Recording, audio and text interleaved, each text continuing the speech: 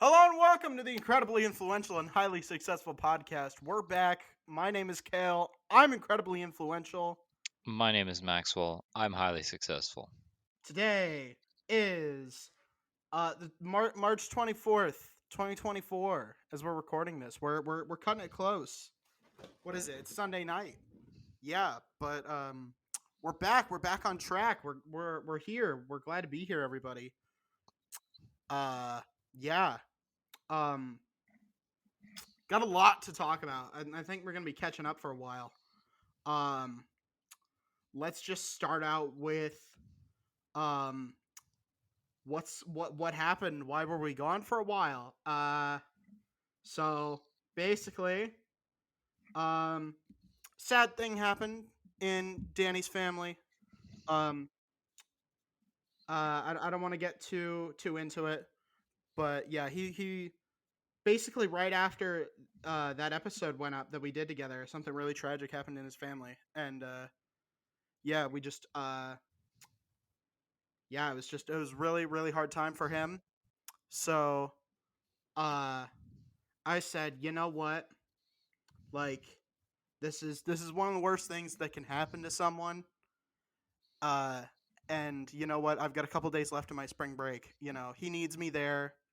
Um so I said, after 10 years of knowing each other, it's 10 years this year. I said I'd come down and I'd help him out and I'd be there for him, for the long weekend. So on what was it on Friday, I think. I don't remember. Um, no, I think it was Thursday. It was Thursday. Thursday in the afternoon. I drove down to St. Louis, which was 3 hours, and then I flew down to Houston, which is 2 hours.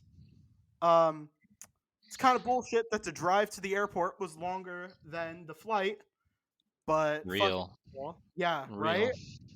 right. Jesus, like yeah, but I went down there. I broke my New Year's resolution because I bought a beer at the airport. Because they have like a place where they make burgers, but they make the burgers fresh to order. So I was like, you know what, fucking, I'm gonna be standing here for a while. I'm gonna get a what is it? One of the Bud Light, or not the Bud Light, the red Budweiser, the red one, like the Budweiser Deluxe, whatever it was. I don't know, it was $7, but Mm-hmm. I chugged that shit. It was good. I love beer. Um, and then yeah, we went. I flew down there. Got in pretty late. Tucked in, and then the next day I got to meet Jennifer for the first time in person. And then we hung out and got lunch while he was doing some shit with his family. And then yeah, the rest of Friday I hung out with Danny and his family. His brother, his cousins, his like close family friends and shit. And we was chilling all night. We were, or not all night. We kind of we cut it off pretty early because I Ubered home at like 9, but I Ubered back to the hotel, and then the next day we hung out again, and we went to this one place in. It's like this one like Hawaiian place. It's fucking good. It's Hawaiian Bros, I think. Yep. That was cool. I got some merch. Like they had like free merch out on the table, so I was like, no shit, I'm not gonna be able to get this ever again. So I Mm-hmm. might as well take it home, and I did. It was pretty cool. I got like a key ring and a koozie, and I think I left my water bottle in Jennifer's car, so that's cool. Um, Incredible. I know, right? You I'm were so really smart. all there. You were all there that day. I mean, you know what? Hey, if they get another one, that's cool. But oh, also, I want to rewind a little bit because in the line for security at St. Louis, do you remember like legit Bluetooths, like Like, Bluetooths, I think so. like the ones that went with your fucking BlackBerry back in 2008? I saw a Okay. guy using one of those. Like, goddamn. And he wasn't even that old, right? He was using just like a legit Bluetooth headset. I'm like, goddamn, man. Throwing it fucking old school. He's a fucking hipster, but like Instead of going to the 90s, he went to the late 2000s, which is fucking proof of how old we are. Because I remember Blackberries and Bluetooths, man. I remember that shit. Um, and also they played Kanye West's "Runaway" at the airport. Uh, Nice. and that was So, fucking hilarious. yeah, I can Um, imagine. to quote the late great Kanye West, he's not dead, but his career is. Um, she find pictures in my email. I sent this bitch a picture of my dick. God rest his soul. God bless him. You know, No one yeah. says it like him. No one ever will. No one ever will. But yeah. So I was there on Sunday. Or on Saturday. We were chilling at his place for about 6 hours. Or no, we went to go get Hawaiian Bros and then we came back, and so we were there for about like 4.5 hours, and then we went out to this bar that's like Twin Peaks but Mexican. Twin Peaks? Twin Peaks, the Not the show. show, not the show. The establishment, the dining establishment. It's okay. I Your don't. girlfriend doesn't listen to it. You can admit that you know what it is. It's okay. Okay, bro. It's like Hooters except they take more off. Um, Wow, and you were there. Danny went without his girlfriend, but holy shit, that man has tunnel vision. He was fucking focused on the eyes, like he would not look down. It Right. was it was admirable. You know, my man went crazy. My man went stupid. So yeah, Danny, absolute fucking tunnel vision on that shit. Um, and so we bought a shit ton of cocktails. Uh, I got a little bit wasted, and it was awesome. Um, yeah, I got pretty wasted. I did a chugging competition with his cousin, and Yeah. it was what was it, Dos Equis lager? Yeah, lager. And it was me representing Ireland because it was the day before St. Patrick's Day, and it was him representing Mexico because South Texas. So, uh, and we tied. So there you go. The nation of Ireland can be okay with tying for first place with Mexico as the biggest alcoholics in the world. Yeah. I think that Um, sounds fair. yeah, but I drank a lot of Dos Equis. But they fucking love Dos Equis down there, man. That is like, I looked around like the bar, everybody's drinking fucking Dos Equis, man. You kind of became the guy, because you decided not to drink often. But when you finally did, you picked Dos Equis. I did. Stay thirsty, my friends. Not a Rip not that guy, man. not not a paid advertisement, by the way. Sponsor Dude, they us. don't have to. That's an endorsement. That was some good shit. We got like a huge like beer bong thing. It's not like a beer bong, but it's like, it's like that tall big glass thing that like Then the why'd whole you say table beer drinks from. bong? It's just I just It ruined was my bong expectations. shaped. It was bong shaped, you know, but like it's just filled with Dos Equis. Uh it's not as big as you'd think. It only filled like four people's fucking mugs. It's ridiculous. So yeah, I drank um like three whole beers. No, like four whole beers. Because I got one from the mug. I drank. Danny's sister gave me hers, so I bought her another one. I bought myself another one to do the chugging competition, and then she didn't want to finish it before we went to the other bar. We went to a pool hall, and she didn't want to finish it, so I finished hers because I'm an You alcoholic. just can't be stopped. That's true. That's true. Um, yeah, it was a struggle. It was a struggle for real. Um, no hangover though. No hangover because I stopped drinking as soon as I went to the pool hall. But then I think I broke my finger. Because I was shooting pool while drunk, and I haven't shot pool in about 10 years. So I totally banged my finger against the table, and it hurt like a bitch. Um, so that was fun. Broke my finger. That's cool. But yeah, I paid for like most of the meals and like whatchamacallit for Danny and his sister because they deserve it, And I paid for half the drinks we got at what was it called? I think it was Ojos Locos, and yeah, it was a lot. We drank a lot. Fucking, I think it was 7 people. Danny didn't even get anything, so 6 people spent $160 at one bar. Alcohol is fucking expensive, man. Yeah, it sounds expensive. I got like the smaller bottle of Jaeger for like $20, man. It's ridiculous. But that was after. That was like 2 nights ago. Um, but yeah. Also, while I was there, I had a thought, right?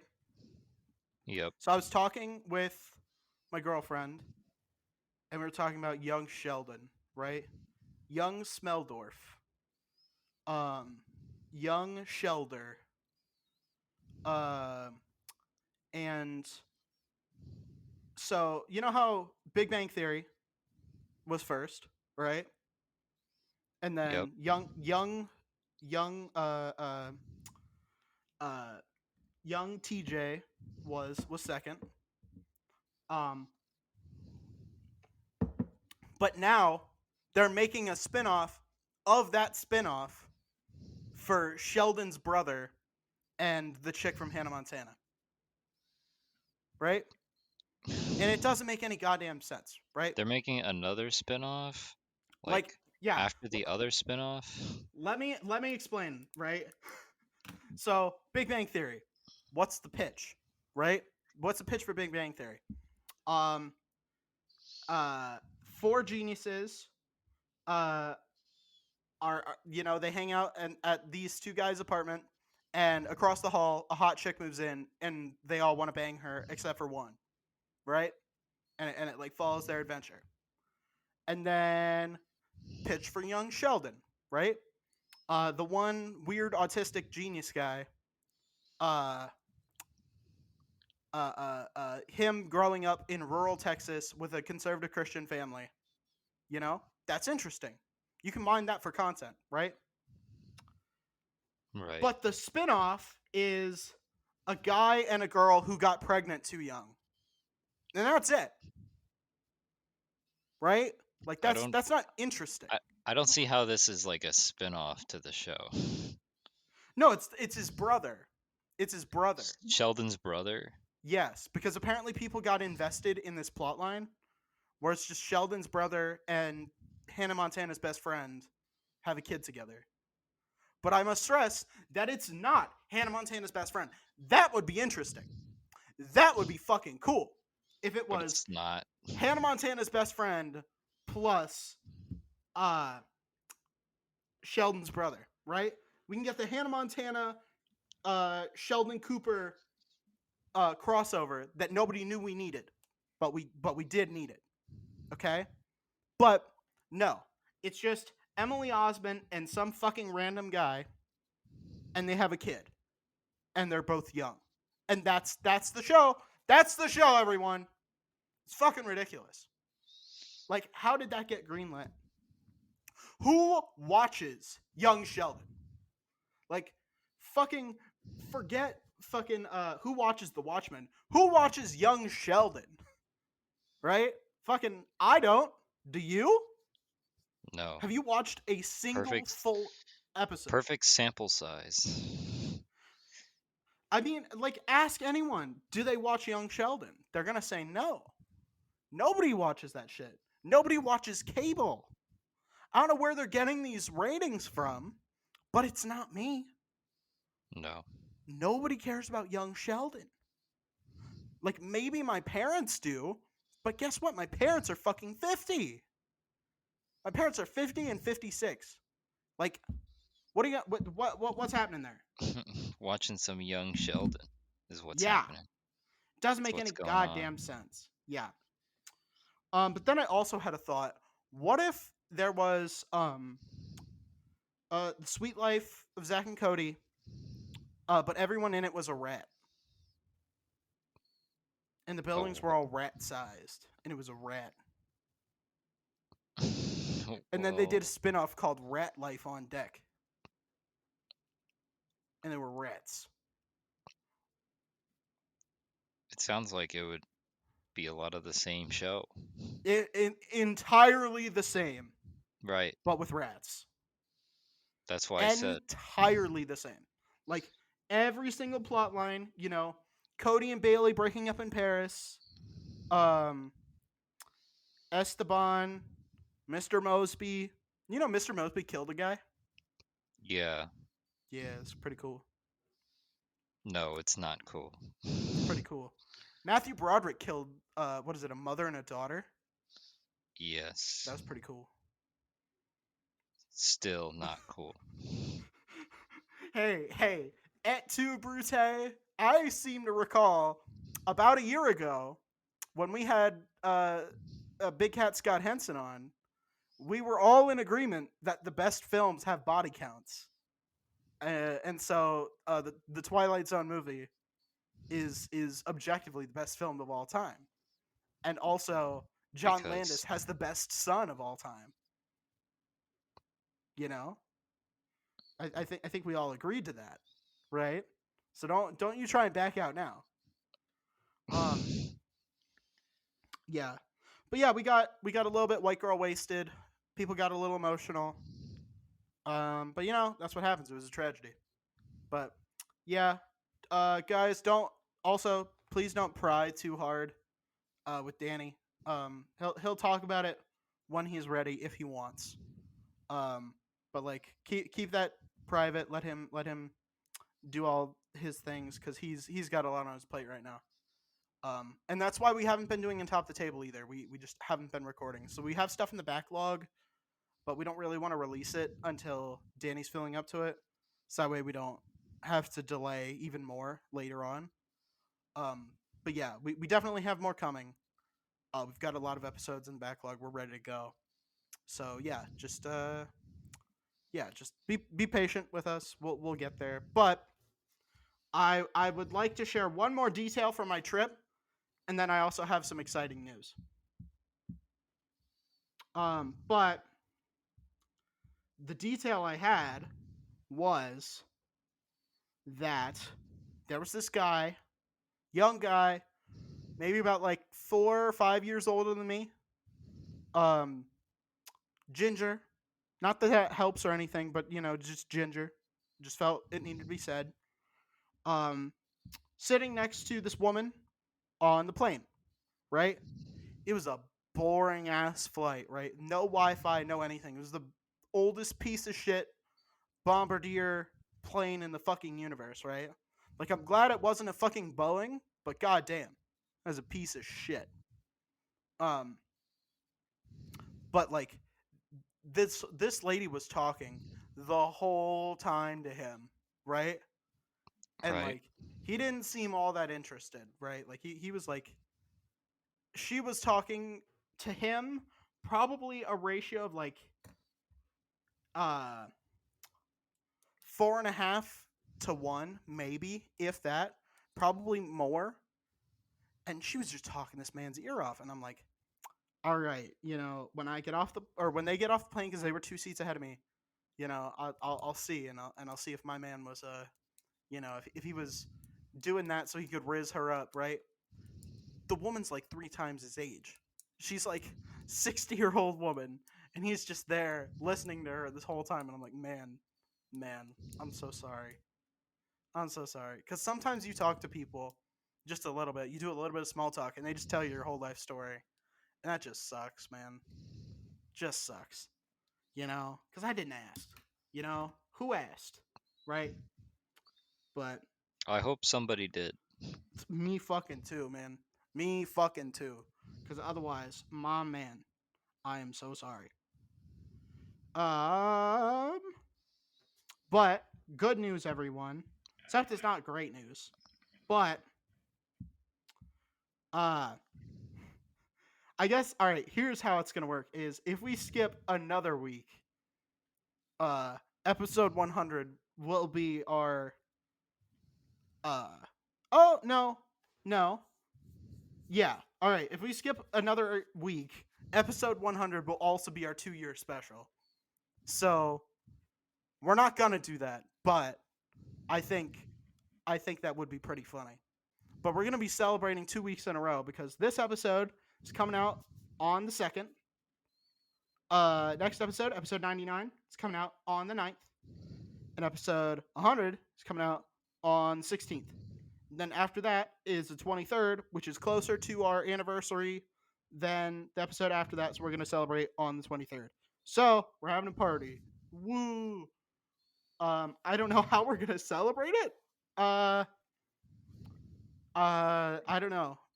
We'll figure something out. We've got like a month to come up with it. But yeah, that's nifty. Yeah, so we're really excited for that. So preemptively, I want to say thank all of you for 2 years of this bullshit nonsense garbage. Good lord. What? Personally thanking Yes. everyone for that. Every everyone who's ever listened to an episode of this show, thank you from the bottom of my heart for wasting an hour and 15 minutes of your life listening to us talk about random fucking bullshit. It's been a ride. It's been an absolute It's fucking ride. it's truly inspiring, It I'd say. is. You It is know, that two people with no talent, or I guess um, three people with no talent could create such a successful and influential show. Some might even say it's incredibly influential and highly successful. Some might even say that. I do every episode, at least twice. So that's pretty cool. Um. Uh. Yeah. I don't know. 2 years. It's crazy. It is absolutely crazy. It's kind of wild to see like how much has changed since then, right? Because back when I started, I was still working on my associates. now you Uh, have an associate's. very close to my bachelor's. It's another fucking 2 years. Don't worry about it. Cough, cough. But in between now and then, I graduated cum laude. I got into I got into university. I got a scholarship to university, right? I figured out what I want to fucking do with my life, you know, and like I turned 21. I fully embraced my alcoholism instead of hiding it. You know, I'm here. I'm me. And Maxwell, you were there too. You know, you haven't really changed all that much, honestly. I think you hit the peak of your character development, honestly. I think Wow, that's totally not, you know, thanks for that, really. not. I mean, if it ain't broke, don't fix it. You know, you hit the peak of your character development, and you know now you just gotta you can become a static character now. You can be uh you can be the Sergeant Johnson to my Master Chief, which means you get killed by a light bulb. There you go. Right. Yeah, Yeah, that sounds great for me. you're welcome. I mean, who else? Who would you rather be? No, I'll be the light bulb. No, no, Totally you get cool. killed by the light bulb. Okay. Yeah, you get E- killed by the light bulb. Even better. Yeah, exactly, exactly. I feel like Danny probably hit the. I don't know.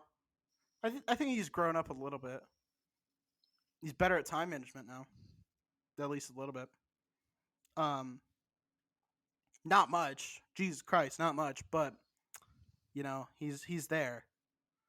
Um, but yeah, it's kind of wild. It's kind of wild. 2 years, 10 years of me knowing Danny, and I've known you. We're approaching. Let's see. When did you get there? August-ish, May-ish. No, no, not May. I don't know. When did you get there? Like 2016, I know it was just November. 2016. November. Okay. Yeah. There you go. Um yeah, holy shit. We're coming up on 8 years. Me and you. Holy shit. We're fucking old. Do you know that? Do you know that we're fucking old? Yeah, I do. I know that. I know it all the time. I struggle with that. I struggle with knowing. What is it? Billie Eilish is barely older than me, and Olivia Rodrigo is younger than me. So like one of the two of the biggest like pop stars right now are younger than me, or like at the same age or younger, right? Like my 20 under 20 dreams are over. You know, I have to work on 30 under 30. I've got 8.5 years left on my 30 under 30 dreams. Um, and then after that, it's 40 under 40, which is just, you know, anyone can be under in the 40 under 40. Nobody cares, right? So that's, yeah, it's just, it's wild. The passage of time really, really fucks with your head. Um, Speaking of fucking with your head, uh, Bad Batch. We're gonna talk about it after the ad break. Stay tuned. Fuck you. Goodbye. This episode is sponsored by Liquid IV, the #1 powdered hydration brand in America.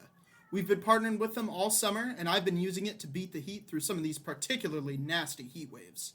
While it was scorching hot outside, I was staying cool and refreshed with Liquid IV and their 12 delicious flavors. One stick of liquid IV in 16 ounces of water hydrates you twice as fast and far more efficiently than water alone, and it also contains 5 essential vitamins and 3 times the electrolytes of leading sports drinks, without any GMOs, gluten, dairy, or soy. Liquid IV is also committed to equitable access to clean water worldwide, partnering with leading organizations to fund and foster innovative solutions with communities that protect both their water and their futures, and donating 39 million servings in 50 plus countries around the world. Real people, real flavor, real hydrating. Get 20% off when you go to liquidiv.com and use code IIHS all one word, at checkout. That's 20% off anything you order when you shop Better Hydration today using promo code IIHS again, all one word, at liquidiv.com. Thank you again to Liquid IV for partnering with us. This podcast is sponsored by Amanda Redwine, your no-nonsense talk therapist and parent coach.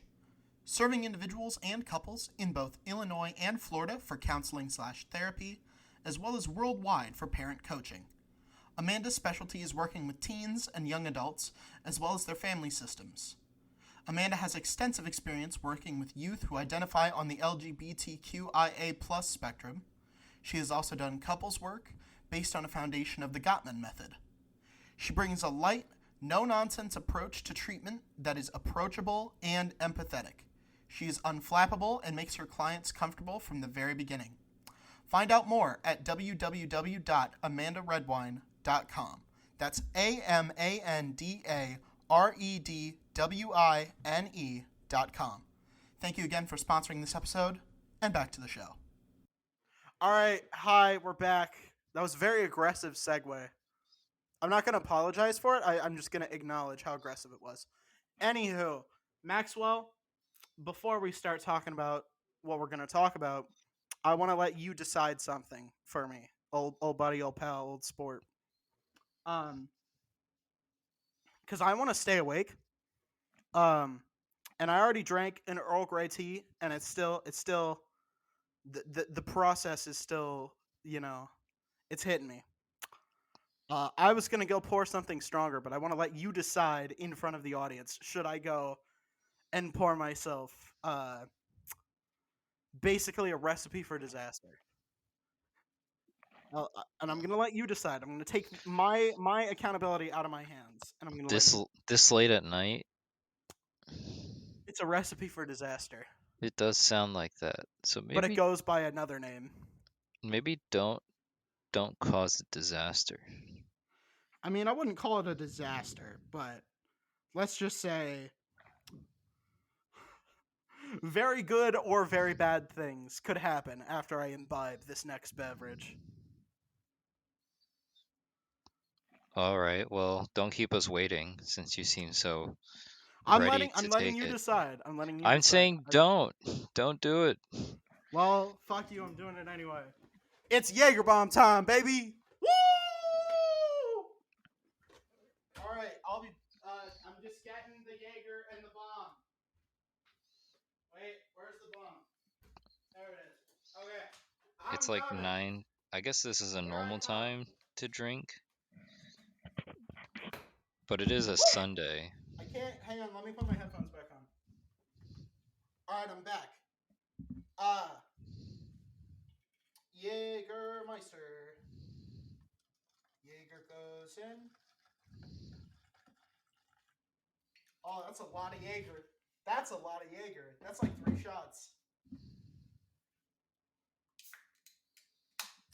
1 Red Bull going in.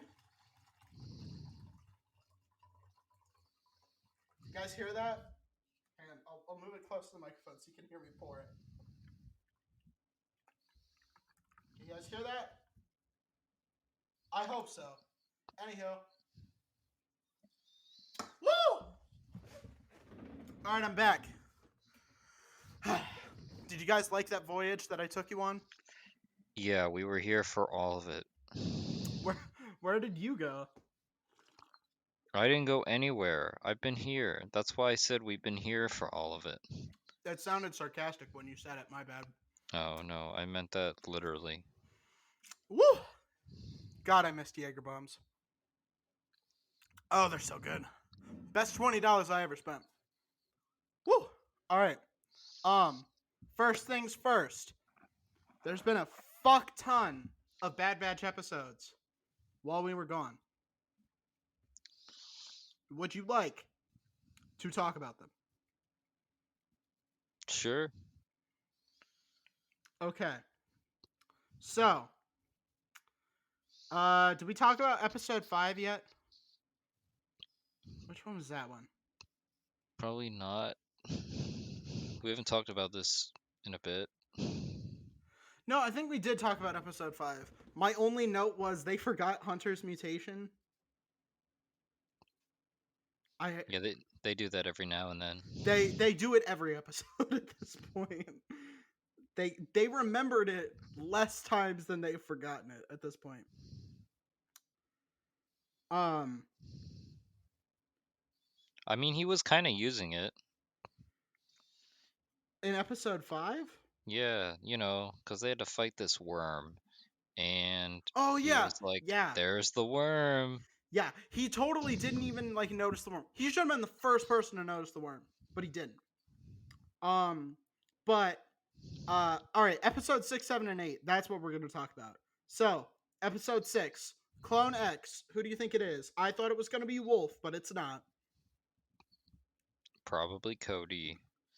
I was going to say the Star Wars universe is made up of 3 people. There are, and it's Darth yeah. Darth Maul, Darth Vader, and Ahsoka. What if it was Darth Vader? The stories are all about them. Well, that'd be crazy. They would have severely nerfed him. It's probably not Darth Vader. I'm gonna be honest with you, but yeah, it was either Cody or Tech. I also think it's Cody because fucking big surprise. What was it? Rampart said he went missing in action. So yeah, he's fucking yeah, that's him. Or AWOL. He went AWOL, absent without leave.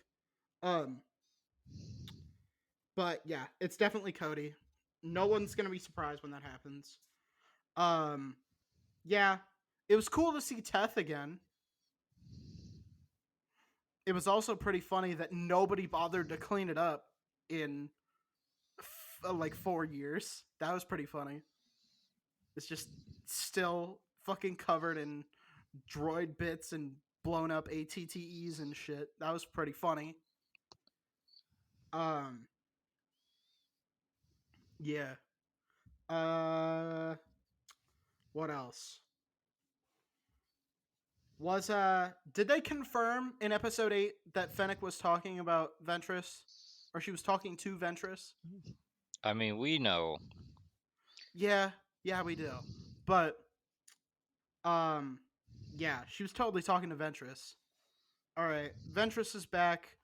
Quinlan better be back too. I'm gonna be real sad if maybe that's what she's gonna make them do because every character makes them go on a side quest, right? Fennec made them fight a bug man and some alligators. Uh, so I think Ventress is going to be like, you have to go find Quinlan Voss for me because we're banging. You know, That was a pretty good impression. thank you. I was trying to do a Yoda impression at dinner, and I did say, and I quote, I would give my left nut to have a good Yoda impression. Um, yeah, but yeah, I think Ventress is gonna be trying to find my boy Q. And then they're gonna bang, and it's gonna be our first sex scene in Star Wars. How do you feel about that?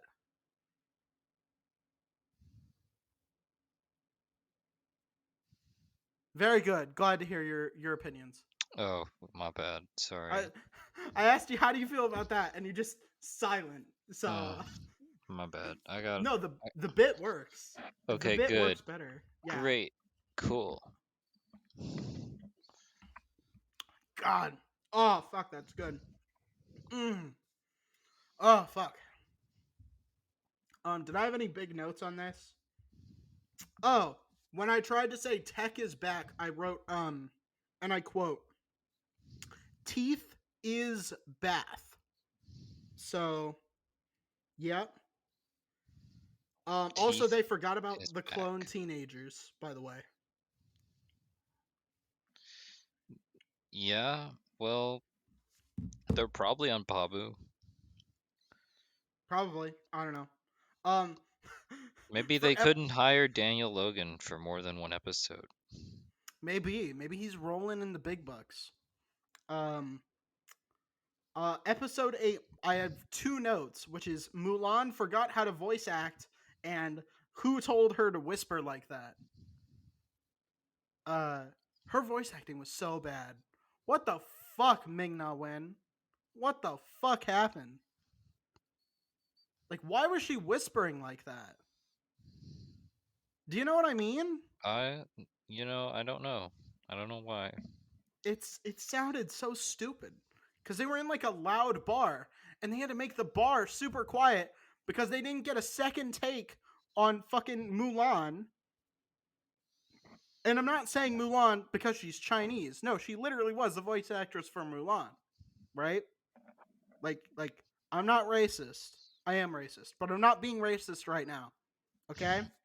Yeah, that is true what you're saying. All of the above.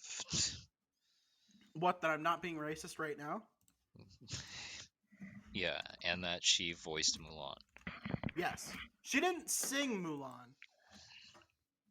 How would you feel if A, Ming Na Wen had sung for Mulan, B, there was a musical segment uh in this? Um, it would kind of be out of place. I mean, the thing is, I can't really put it past Star Wars because they did do like a musical number. In Return of the Jedi, yeah. Oh, speaking of which, that's what I'm doing after this. So, two more Star Wars things to talk about. Um uh Number 1, um the Acolyte trailer came out. It got dislikes because there was a black woman in it, and a white woman, and a green woman. Um but we got to see Vern in live action. That's cool. Hooray.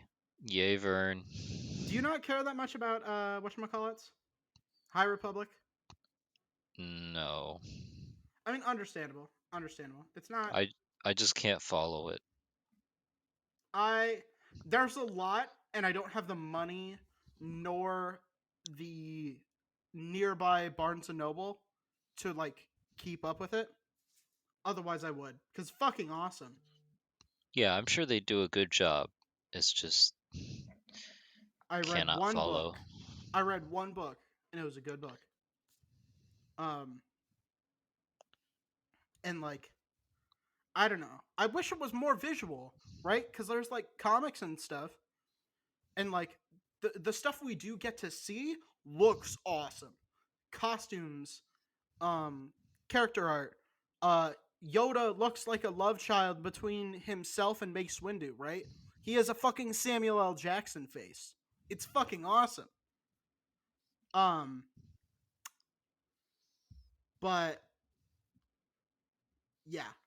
Um, but yeah, it's just getting swarmed with dislikes because women, fucking stupid Star Wars fans, they're like, oh, if the Sith are there, then the prequels were wrong and there's a plot hole. Meanwhile, ignoring all the actual plot holes in the prequels because they're fucking retarded. Star Wars fans got to be the dumbest motherfuckers in the universe, for real. Yeah, they have to know that, like, it was not a perfect prequel. She dies from a broken heart. That's not good writing.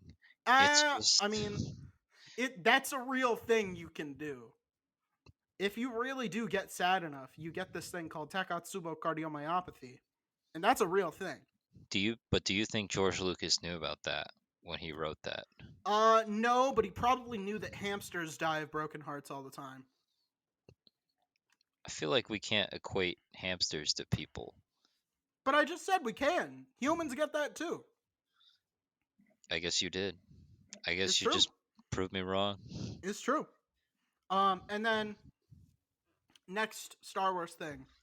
I'm making my girlfriend watch Star Wars with me. Um, Wow, poor thing. right? You know what I Like did? I got my girlfriend to watch the original trilogy. we tried. I was about to start her on Phantom Menace, but I said I don't want to subject you to that cold turkey because you'll never want to watch another one. So I said we're going in what do I call this? Um Weird Al Yanko Shetty order. Yeah. Weird Al Weird Yanko Al, Shetty. Um what? Because you so start with the Weird Al song. no, you don't start with the Weird Al song. It's machete order, which is 4 5, skip 1 2 3 6, right? But instead of skipping one, we are watching the music video for the Weird Al song. Which does give you the whole story. Yes. Um, and also it's American Pie, but Star Wars and Weird Al. What's not to love? God, I fucking love Weird Al. I Weird mean, Al's handy. if everyone was like me, nothing. Yeah. Um, what was it? Yeah, Weird Al's handy came on. I was driving home from dinner with her. We stopped and got dinner. She's working on 2 papers right now. She finished one and then she took a break from her second. And we got dinner a couple hours ago. And on the way home, fucking Weird Al's handy came on, and I fucking bopped that shit. It's so good. He's so good. It is good. I love him. I love him so much. That's gonna be like another Jimmy Buffett situation when he goes, and I'm not looking forward to it because I Well, still haven't listened to a Jimmy Buffett song all the way through. he is forever in my heart while he's here, Yeah, and he will yeah, continue to be. So yeah, Weird Al is the best. he's Yay. goaded, absolutely goaded. Um, that song he did on the Transformers the movie, fucking goaded, chat. Like, oh my god, oh my god, I want to buy that man so many beers. That man he should be president. I think President No, I don't Weird Al, I don't think so. I don't think we should have Weird Al like tackling geopolitical problems but he would and just like make a parody song roasting Russia, and like Putin would resign. Because in a what can you do? in a perfect world. Even in an imperfect world, he would fucking No, obliterate you, man. Like, how many people have joined the CIA after he released his song "Party in the CIA"? How many people do you know have joined the CIA? Not many. I would wager. You know? Yeah, maybe he's just like that good at recruiting people. I And mean, how the many song is great, but it does not, I don't think it says positive things about the CIA. I know, and that's why nobody joins the CIA cuz he Okay. destroyed them. And how many people do you know have moved to Canada since he released the song Canadian Idiot? None of them. And what did Canada do? They started killing homeless people. Man, like Weird Al won, but like sometimes he wins too much, and then like they just go crazy, and that's why they're killing homeless people now. You Oh know, my. right? Yeah, it's Well, crazy. I really, that sounds really bad. Is that I really happening? What, that they're killing homeless people? Yeah, Where? in Canada. In Canada? Yeah, That's fucked up. if you're poor, you can put that on your um euthanasia thing, and they'll euthanize you for it. That's terrible. That's Yeah, horrible. if you say I have a mental problem, like I'm depressed and I'm poor, they'll kill you. Like they'll stick you with a needle. They'll kill you instantly. Wow. That's horrifying. Yeah, That's a incredibly messed up support system yeah. So for an entire country. whenever I want to Wow. tell someone to kill themselves, I don't tell them to kill themselves anymore. I tell them to go up to Canada and get some health care. You know, they'll take Why? care of it for you real quick. Like by accepting your request to die. Yeah, they'll do it. They'll off you right there, What a right then and there. terrible mental health approach. I think they might be like sorely backwards on that. Well, think about it, right? How expensive is it to kill someone versus how expensive is it to give them 3 hots and a cot for the rest of their life? Yeah, but we're still talking about like a human being. You know, I mean, someone who's like a living part of a community. if if you're gonna like, you know, the big problem with homelessness, and it's a problem that we don't want to talk about. There, let me just say, in the 20th century, a lot of really good babies were thrown out with some pretty bad bathwater, right? Like I'm not going to say that like, you know, everything that happened scientifically in the late 1800s and like early to mid 1900s was good, or even the late, if you want to talk about like MK Ultra and shit like that. But there were a lot of really good babies that got thrown out with some really bad bathwater, right? Mental asylums. That was a pretty good baby that got thrown out with the bad mental asylums, because the big problem with homelessness is when we got rid of mental asylums, we made it very difficult to section people. Right? They Mhm. call it sectioning in the UK. We don't really have a verb for it because it was more like it happened more in the UK, so they came up with a word for it. But like we've made it very difficult to force someone to go get mental health because it sucks, right? Like you have to put them in front of the judge and they have to hear from like a bunch of experts, and then they got to do it, and it's time consuming and it's expensive.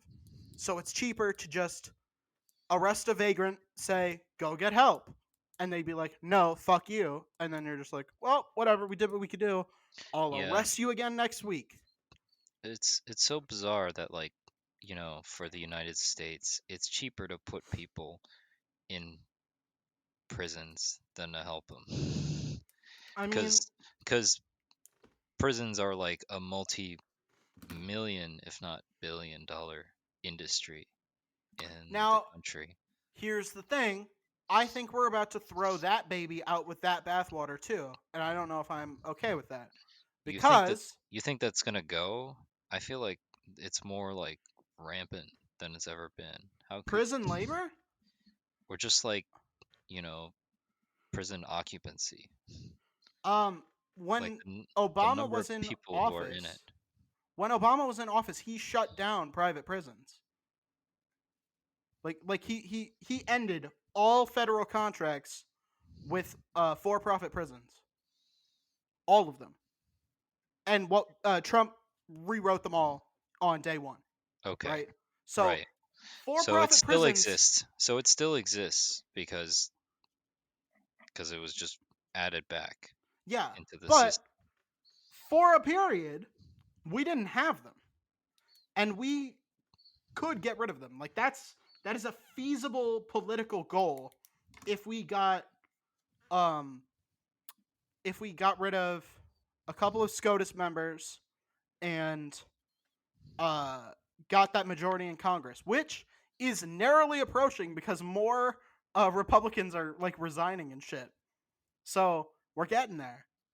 But we would need a bigger majority, of course. But yeah, like that is a feasible thing we could do, right? Because if we reelected Biden, Biden could end all the federal contracts, and then Congress could write a law saying that the federal government can't write those contracts anymore, right? Done deal. Right. But you know, but here's that's a good bathwater to throw out, right? But the baby, I think, is prison labor. I think prisoners should have to work. I don't think they should be sitting there doing nothing. You You know, think, well, how is working better than nothing in like prison? Just like just like considering that like people are in prison. I don't know, just not better like for them, better for me, better for us, better for the community. We sent them away because they did a bad thing. And the rest of us, right now, in prisons where they don't have to work, we work and pay our taxes for them to sit in their cells and do nothing, right? They get, like like I it's a said, choice, like it's a choice for them. well, everybody says, oh, prisoners, uh, they have to make like the license plates or they have to go clean up garbage on the highway. Like, fucking yeah, as they should. They should be doing cheap menial labor for the rest of us, right? We shouldn't be paying for them I to don't know live. why. I don't know why we're like you're encouraging like no pay labor, right? For Yeah, that's what prisoners. community service is. When That's you get well, forced community service, that's what that is. I mean,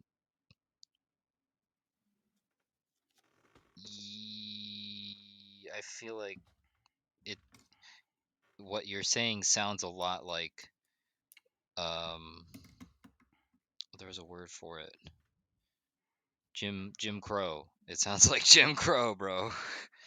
It sounds like, you know, unpaid um unpaid forced labor on a, you know, di disadvantaged population. When you get community service, that's what that is. Unpaid, forced labor. Yeah, but like it's a sentence. I Yes. feel like that's different than like sending someone to prison and then saying, "Oh, by the way, we're not just sending you to prison. We're also going to tack on this unpaid labor." No, you're right. We should be telling them you're going to this working prison. You are going to make license plates 8 hours a day in order to get your food and your cell. If you don't, then you sleep in the yard and you don't get dinner. That's how it works. That's how it works for every other American. Talk about all the Americans living paycheck to paycheck. If they don't work, they don't eat. Now, if you Well, commit a crime, should you be getting three free meals a day and a warm bed to sleep in? Fuck no. I mean, yeah, it has worked for the United States through like its inception, right?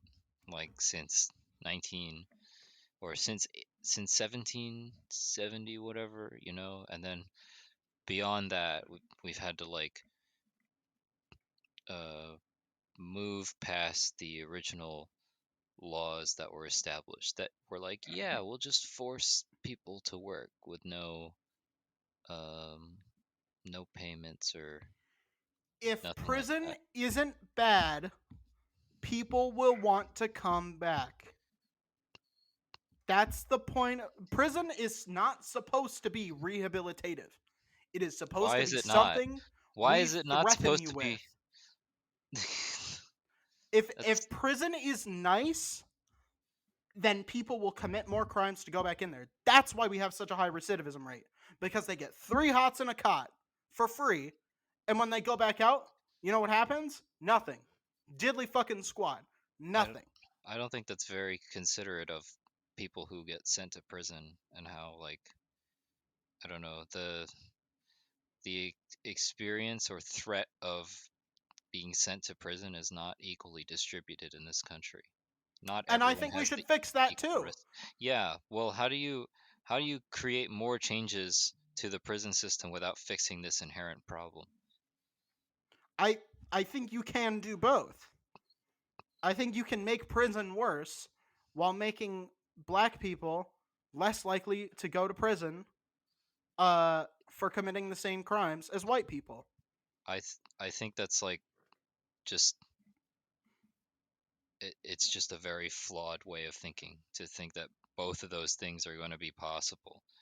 They Because are. By thinking that they're not possible, you're making the issue worse.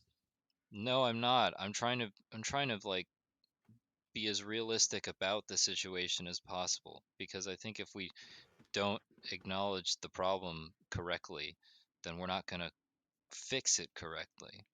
Prisons are too expensive and people should be working in them. Can be compatible with. How could you say that prisons are expensive? Like it's a business. I think we should be getting rid of for profit prisons, and then we should be using those facilities. We should use the government, I mean, eminent domain, how can all of how those c- prisons. how could you say that like not even for-profit prisons aren't like an economic benefit to the United States? I'm saying we need to make them more of an economic benefit if we're going to have the world's largest incarcerated population. We're sitting on a How do, gold mine how here, do how do those two things not already connect in your head? It already is that. It's not like it's but not we're making a getting few there. rich businessmen rich instead of reinvesting that into bettering other people's communities, right? Think about this, right? Abolish all for-profit prisons, but keep all the working there or increase it. Make it even more of a you work 9 to 5, you uh build license plates or you do whatever, and then when you get home you can eat and you can sleep, right? Like that's implement that in every single prison, right? 9 to 5, free labor, because they committed a crime and they have to work to be free, right? Community services like that. I don't see why we can't say, well, that's how prison works, you know? So everybody's working. The government is now saving money because they don't have to pay as much for these certain services, right? They don't have to pay for Doesn't that cleaning up the sound like doesn't highways. that sound like a practice that already comes out of greed and not out of like consideration for people's like rights and their autonomy or their their ability to get like sustainable conditions, They committed living conditions. crimes.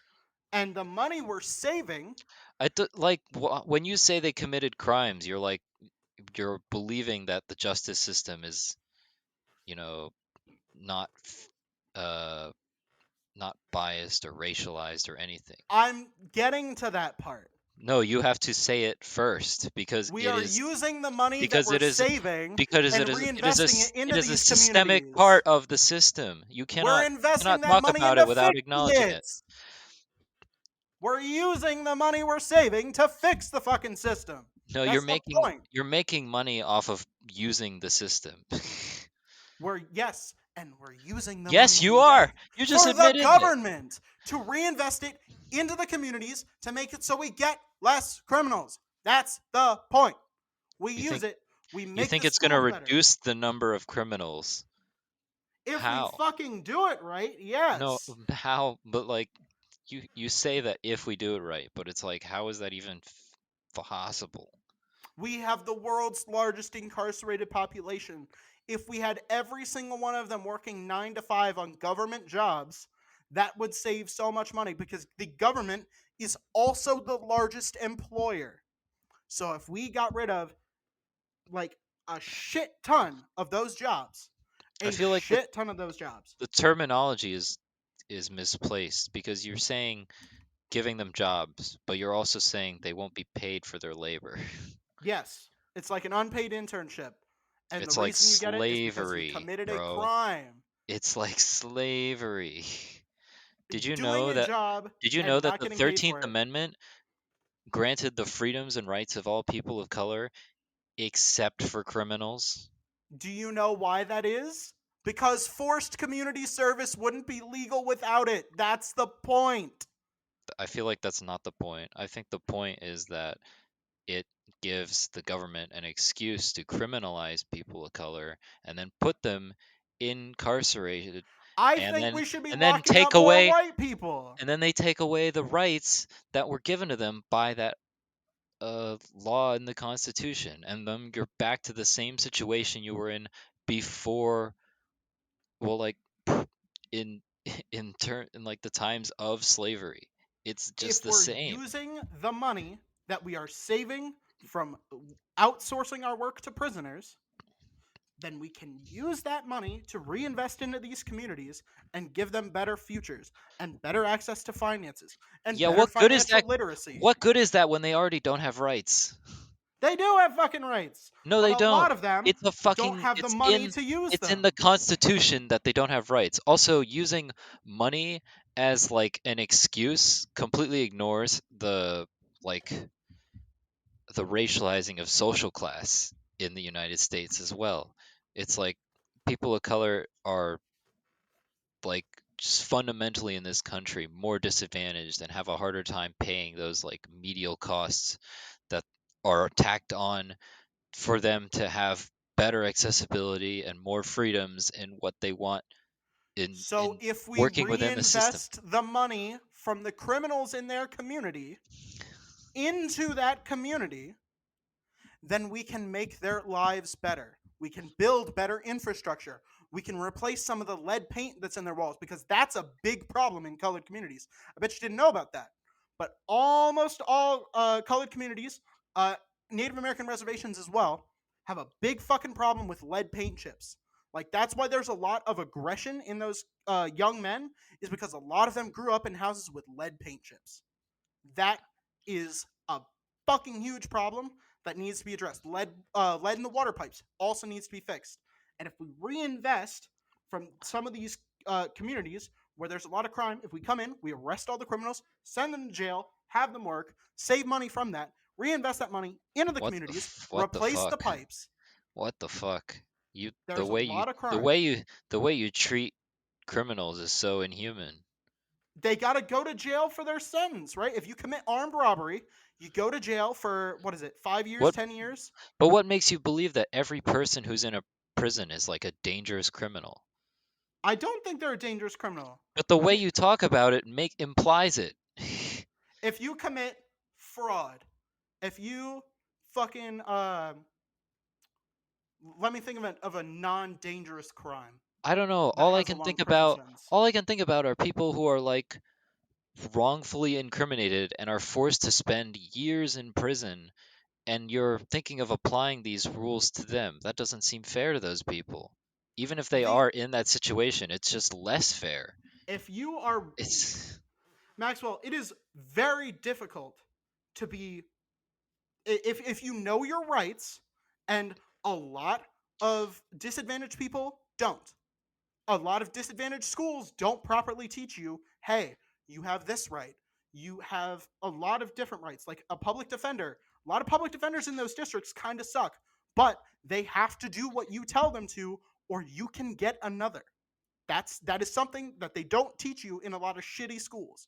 But if we reinvested in those schools, if we reinvested in those public defender offices, if we reinvested in the legal system, if we train the cops to have less racial bias, you know, if we did all of those things with this money that we're saving, then maybe people of color and people in poor white communities But would have a better way forward.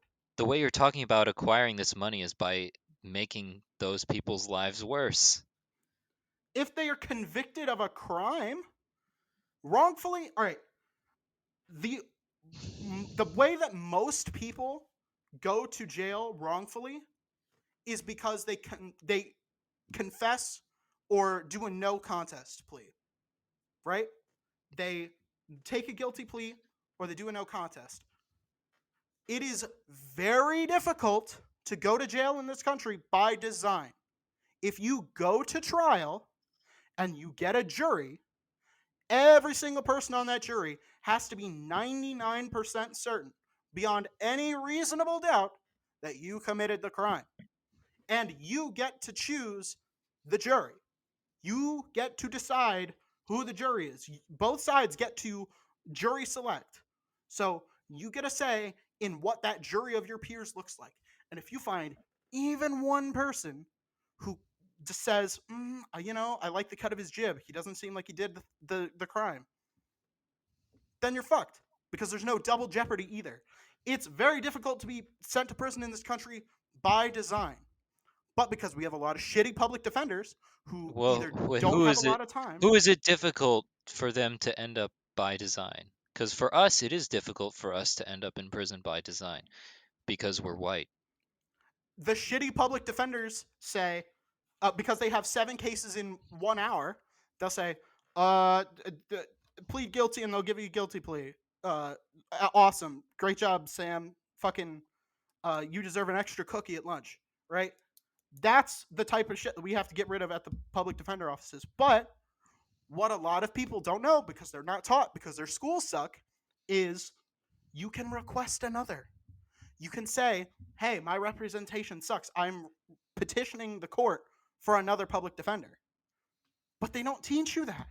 They don't teach anyone that, because a lot of these schools suck and need more funding and need better teachers. And so that funding has to come from somewhere. So I Why does would it have to say, come?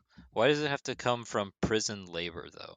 That's such an odd place to kind of ask that money from. Couldn't we? because if Don't we you don't think do there are that, other? Don't you think there are other things that we, as a country, invest in could be redirected that already exist and don't have to be created through things such as unpaid prison labor? this doesn't raise taxes on anybody. It probably lowers taxes on people, But honestly. I'm trying to point out how, like, maybe it's worth looking at other things that already exist that probably have large financial investments that don't really serve the public in a way that's as It sounds beneficial like as you're all trying to those say other things, defense. It sounds like you're trying to say defense. which I know you wouldn't agree with. No, because nobody else pays as much as we do, so we protect the entire planet. We can't even protect our own people. How is this? How is this the argument? Because nobody else pays that much for their defense, we have to step up. So we have to take money away from our people to cover for everyone's ass. And that is one thing that Trump did. That's like That how we got into Vietnam, honestly. Do you think about that? that's We're like, oh incorrect. well, we're the country with the most money and resources to invade this country. So let's do it. I don't And think you know much about Vietnam, because that's not how Vietnam happened. Vietnam, we didn't start Vietnam. France did. Vietnam rebelled against France, and we came in and helped them. That is what happened in Vietnam. Yeah, I think you've got Vietnam all wrong. Uh, but anywho, if Trump said to NATO, everybody needs to pay their fair share, they need to go over the 2% budget, 2% of their GDP needs to be spent on defense. Yeah, because every other country is supposed to be like the United States. Is that what you're saying? That sounds a lot like 2% colonialism. of their GDP for defense. Not invading anybody else, just build some jets, train some troops. But what if not every country thinks that investing 2% of their country's GDP in their military is a good idea? Look what happened to Ukraine. It's been happening for 10 years now. The war is 10 years old because Obama he's like, Russia will never invade Ukraine. And then they did. And then he sat on his ass and did nothing. So this war has been happening for 10 fucking years because the people who did spend did nothing, and the people who didn't spend and wanted to do something didn't have the budget, didn't have anything. But now that Russia invaded Ukraine, you can bet your bippy everyone else is investing in their shit. Honestly, Russia invading Ukraine is the best thing for greater Europe as a whole because now they understand, oh shit, maybe the US wasn't talking out of their ass. Maybe Russia is fucking dangerous and we need to make sure that that doesn't happen to us. So Sweden and Finland joined. Norway was, I think, already in it, but they've increased their spending. Just about everybody has increased their spending over that 2% limit because getting invaded by hostile foreign powers is a real threat. And now they know it. And that's, it's not good for Ukraine, but But it's good for everyone else. here's like another question. How under threat is our own country to invasion? Um, let's But see. and compare that to how much our country fears being invaded. How well Ukraine has an actual border with Russia. Uh, yeah, has an actual border, um, like thousands of miles wide. So they were pretty close. Belarus is being assholes, so they don't count. But Finland, Estonia, and Latvia all have borders with Russia. Technically, Poland does because Kaliningrad is part of Russia. Technically, um, but other than that, we are closer to Russia than Poland is. If you don't count Kaliningrad, we are closer to Russia than Poland is because we have an island out in the middle of the Bering Sea where you can see Russia. Russia is within eyeshot of our country. So we are under threat from them. They From also, Russia. yes. But Okay. you know how the fact is where, like, have you been seeing, like, the videos online where, like, if they tried to invade us, they would get fucking smoked? That's because we're spending so much money on that. Like, all of this, like, we know exactly where Vladimir Putin is at all times, and we could send a missile directly into his nutsack. Okay, so then Type money. answer my question. Which question? Do Both you of think them. that How was the much do you it's anth- how much do you think we fear invasion versus how real of a threat is it? how much do we fear? Uh, Probably. Mm, I would say the average person probably like maybe a 3 out of 10. It's probably higher. I don't think like the average person thinks about we're gonna get invaded by Russia all that much, right? So Well, maybe like a 2 or 3 out of 10. But how much of the U.S. budget do you think goes to defense? like most of it. No, not even close. Not even like 20%. It All is. right It's then. like Tell me how much. 15%. It is about 15%. 50. You're saying that's not a lot of the country's budget to be spending on defense? Do you know what most of the like defense budget is?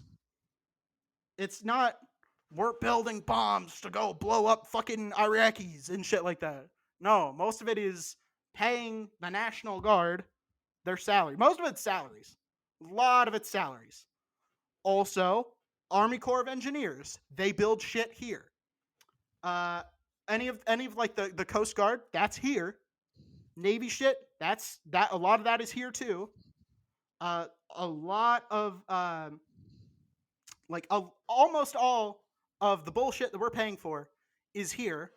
Plus, also, we build a lot of shit in other countries too. Nobody builds shit, breaks shit, or knows shit better than the United States. Um, do you remember the guy who invented the World Wide Web? That one British guy? No. In like 1989. Yeah, not a lot of people know his name. I'm forgetting his name off the top of my head, but he's wrong. He didn't invent it. DARPA did.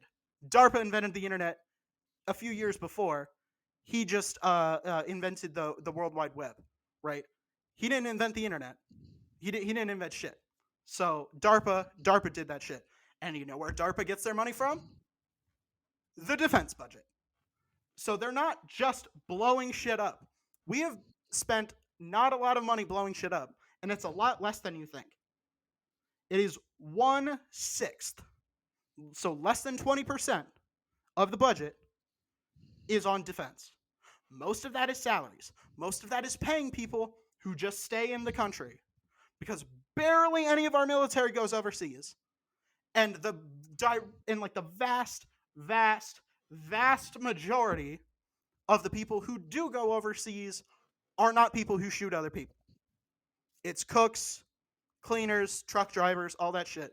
So job training to come back here and reinvest that job training back into the economy, right?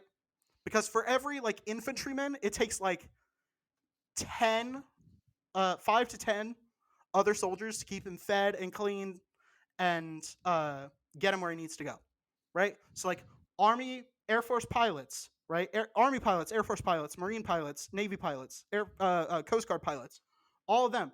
They come back here. They fly paramedic choppers. They fly airliners, right? All that sort of thing gets reinvested back in the economy. Defense budget grows our economy. It is a worthwhile investment. The reason we got out of the Great Depression is because we went into World War II and did Lend Lease. Our economy would collapse without that defense budget, Maxwell. So you should be thanking the defense budget. You should be, like every night, you should send a prayer to fucking Secretary Austin. Probably not him because he's a fucking idiot, but send a prayer to the defense secretary. Say, thank you for reinvesting all this money back into our economy and making the average American richer. Because it does. It's great. Yeah, well, I don't think so. Sorry. You you've been confronted with all these facts, and it's just I don't know. I just don't feel it. I just don't feel it. I I mean, just I just think props to that your people commitment.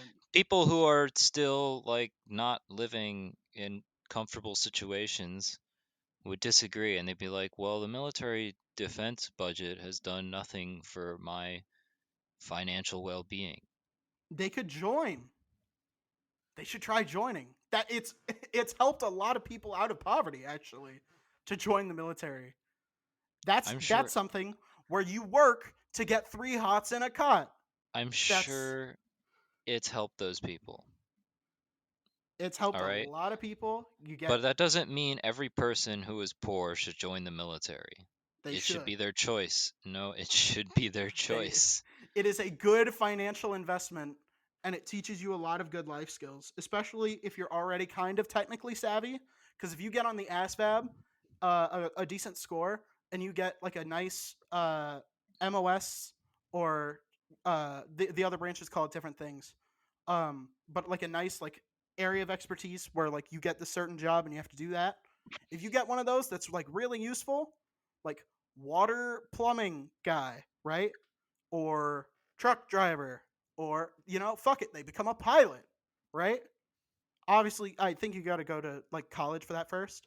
So, probably not a pilot at first, but all those skills transfer back home to the civilian world, right? Even being in the infantry, you get to put that on your resume, and nobody's gonna turn down a fucking army guy for a job. Nobody, because it's shitty. So you get that the sympathy bonus as well, where you get to say, oh, I was in the army, I was in Iraq, I was in Afghanistan, you know. It's a great tool. I think more people in poverty should join the United States military because it's not that fucking dangerous. We're not in any wars. Like, you spend all your time on a base and that's it. You're more likely to die in a car accident in the military than actually be shot. And that's like been true for years. Even when we were at war, very few people were dying. I Because mean, the other thing is that, like, to work in the military, you kind of have to be able-bodied, so it kind of overlooks all the people who, probably aren't fit and to that's serve true. the military. That's true. But if you're a young man or woman who's pretty physically fit, like at least like able-bodied, You think all the people able-bodied are like, I don't know. if you can I think join and you don't have any other financial prospects, it's not a bad option and you'll be taught a lot of good life skills. But even if you don't join, the benefits here are very good. The domestic benefits of the U.S. armed forces is very, very good. Uh, like I said, all right. Who gave you your vaccine during the pandemic? CVS. That was your first one in like April 2021. Sure. Okay, my both of my first two were done in a school by U.S. Armed Forces. The U.S. Army was in there, and they said, "Here, we'll stick you. There you go. It's free because our taxes, we're paying them to do it." Yeah, are you in a state school? No, no, no. I was out of school. It was at a public school. Like, the school wasn't open. I wasn't in the school, but like they were holding it in like the school gym, right? Because nobody was using it for classes. Does that make sense? I shouldn't have emphasized that it was in a school, but it was like, U.S. Armed Forces were there because there's like a base around there, uh, like National Guard, Army. A couple people I went to Amazon with were in basic at the time and like doing both. So yeah, like people from the community who were working in the army were there, doing all the paperwork. I don't think I saw a single non-uniformed person there. So everyone who was doing that entire thing was the army, and your defense budget paid for that. That's Okay, why it's good to have that. they paid for your vaccine, but not mine. They paid for thousands of people's vaccines, but Okay, but like, can you see, like, I'm trying to point out that, like, not everybody is benefiting from the military, so to say that it's benefiting everybody is misleading. they are. Have you bought something at Walgreens that was made in a foreign country recently? I can't remember that. Or not at a Walgreens, at any store. At any store in the last, let's say, fuck it, let's say in the last 10 years, since 2014, have you bought something that was from another country? Ever? Yeah, all the time. I'm buying things from other countries all the time, man. Who is What about protecting it? who is protecting international shipping but the US military, the US Navy? When the Somali pirates took over Captain Phillips's his ship, who was the ones who came in and rescued him? The US Navy. We have the United States has the first and second largest air forces in the world. Number 1 is the Air Force, number 2 is the Navy. Why is big better? Because then we can go more places and see more things and make sure that more people are protected. Yeah, that doesn't mean better. That just means bigger. It is better. If No, it's there's just more bigger. of you, Everything you said is just bigger. It just equates with bigger. It doesn't equate with better. It just means bigger. Like if They it's are doing whatever. good. If there's more of them, they can do more good. I That's feel like such a that's. no, no. I thought we were talking about how like you know, oh man, I just I like don't just think you because know there's many people who are just in the because military. well, I just think that just because there's some more of something that exists does not automatically mean that it's going to become better from an abundance of it. No, Like if I'm it's a saying bad thing, it might actually be worse to if have more of it X existing. if X equals Y, then X2 equals Y2. So if military equals good, which it demonstrably is, then more military equals more good. We and I'll let me tell you this. Do you know how much foreign aid the United States gives through the military and otherwise? I mean, I'm sure it's an amount. More than every other country combined. If US government officials could win the Nobel Peace Prize, then Biden would have 3, Trump would have 4, Obama would have 8, and George fucking Bush, Mr. Iraq himself, would also have 8. We have given more in foreign aid than every other country in the world combined. I still don't understand how just like tacking on the fact of foreign aid can like dismiss all the other things that are done that are like, probably very inhumane and like how are we allowed to overlook all these things just because we're like, oh, because they do this thing way more than other countries, it should exempt them from accountability for other actions. Because nobody else does as much good as we do. And we don't do as much bad as other countries. I'm sorry to disagree. I'm actually not sorry. I'm a firm believer that like our our system is very evil and I does think not you should does be not looking work into into the things more often. I am always trying to look into these things. I I am think getting you a I I am think getting a you're degree in lacking human development. I am trying my best to understand the like oh man, I I just think you are lacking in a certain degree of facts from the side that you are criticizing. And I think if you knew a little bit more, because you said you said that most of the U.S.'s like revenue, well, tax revenue, went to here's defense. something I do know about the military that maybe you didn't know, which is that they committed uh radiation experiments on United States citizens, Yes, thousands of them. yes, And they gave them no compensation. And a lot of those experiments led to these people dying and yeah, families suffering. yes. That Okay, happened. They, in what order is to, your defense of the military for doing that? we now here's a defense. It doesn't absolve them, but here's a defense. Now we know what radiation fucking does to people.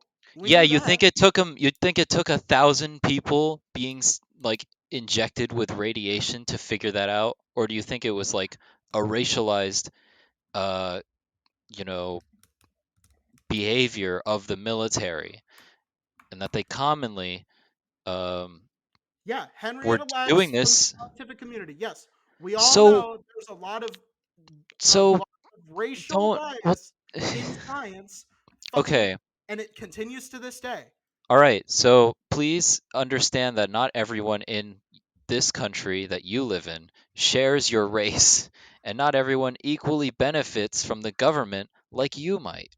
No, they don't. And what But you said that everyone does. I am proposing that we make it more equal by using alternative sources of income. And instead of using those for profit prisons to enrich private citizens, we take those profits and we invest them into underserved communities. Native American reservations, for example. Do you know how bad Native American reservations are?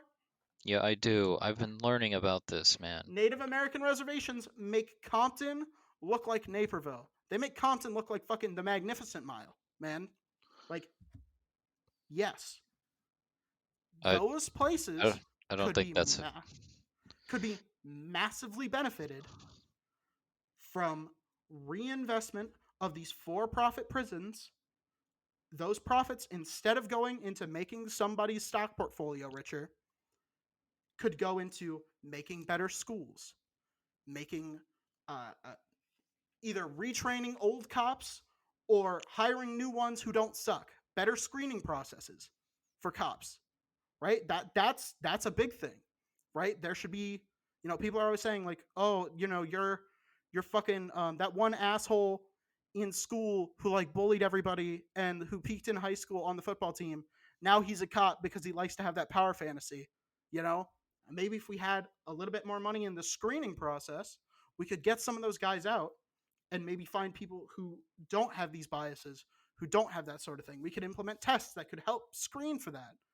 Or if we want to retrain them, we can create, facilities or pay psychologists to help create tests or programs to train them to unbias them, right? We got to find that money from somewhere. I And mean, I these are think I think that what you're talking about are all like s- solutions with a lot of good direction in them. Okay, I'll give you that credit. I don't think that, I mean, it's just it's not a very specific thing that we're talking about in like where we're taking this, and it doesn't even how could you even see a through line for like moving these investments around? It just doesn't seem like a practical way of looking at the problem. so. In the Constitution, I think it's the Fifth Amendment. I feel stupid for not knowing this. My pocket Constitution's literally like 20 feet away. I think it's the Fifth Amendment that says you can be deprived of your property if the government says eminent domain. Here's the market value of your property. Give it to us. It is ours now. We take. You know, government can do that. So what if we decline the renewal of these contracts? We eminent domain these prisons. We take them back for the government use, or I think we're loaning them. I think we loan them the land. I'm not sure how the specific contract works on this, but we take them back for government use. The prisoners are already working, right? And I think if somebody commits a crime, I think it is fair to say people on the outside have to work in order to get by. People on the inside should have to work to get by. I think that is perfectly fair.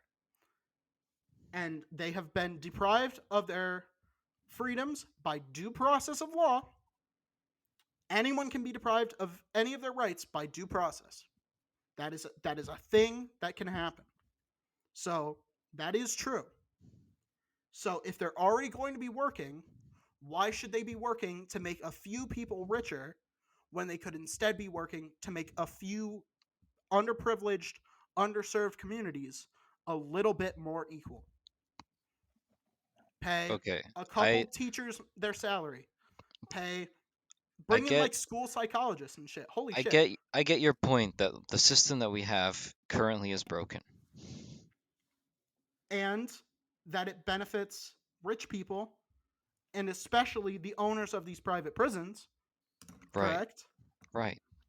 And that because those private prison owners have such a hold on the balls of the legal system that they get these underprivileged people into these prisons to make them richer so they can pay more public officials to make the police go in these neighborhoods more, to arrest more of them, to bring them into prison, blah, blah, blah, blah, blah, to keep the cycle going, right?